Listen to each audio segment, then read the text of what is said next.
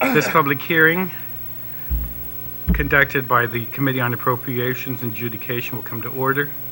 Notice of the public hearing was disseminated to all local media outlets via electronic format on January the 15th, with a second notice provided on January 23rd. Notice of this hearing was also made known on the legislature's website. We have only one bill on this morning. We had two, but the author, Senator Rodriguez, has since withdrawn that one bill. And we have one bill left on for hearing this morning, and that was introduced by Senator Nicolas. And I'll allow him to make an opening statement as it relates to his bill, and then proceed. Senator. Thank you, Mr. Chairman.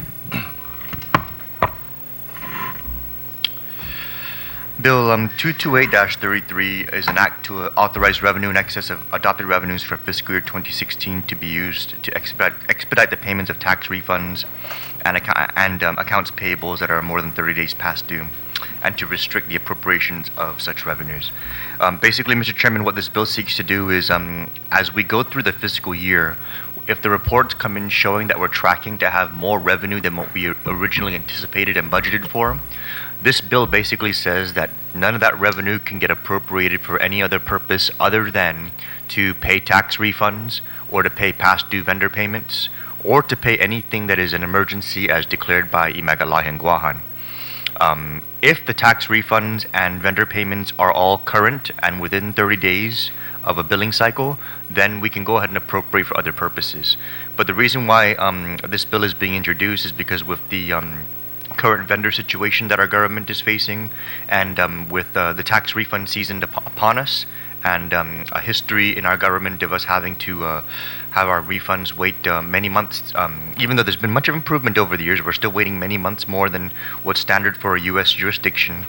This bill is intended for us to be able to bring us closer to paying out our tax refunds within 30 days, paying out our vendors within 30 days, and also having the revenues necessary for us to be able to address emergencies as they present themselves before the people of Guam. So I would like for the committee to kindly consider Bill 228, and also allow our colleagues to kindly consider it as well in our next legislative session. Thank you, Mr. Chairman.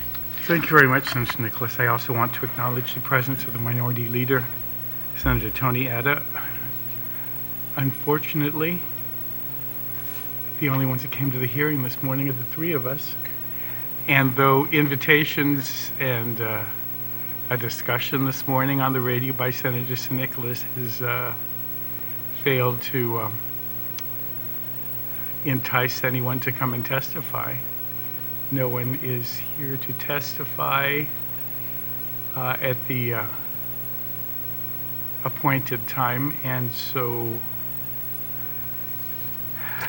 as chair, I will find that Bill 228-33 has had a public hearing on this, the 25th day of January, and the time is now 8:35. We will stand in recess because the Committee on Appropriations will have acknowledged the presence of Senator Frank Guggen. We will reconvene at 10 o'clock this morning for a roundtable on Bill number 2-33, the hybrid bill, and then be meeting this afternoon at 2 o'clock on a joint oversight hearing that Senator Nicolas has graciously agreed to co-host this afternoon to determine what the current financial condition of the government is. So this committee stands in recess until 10 a.m. this morning. Thank you.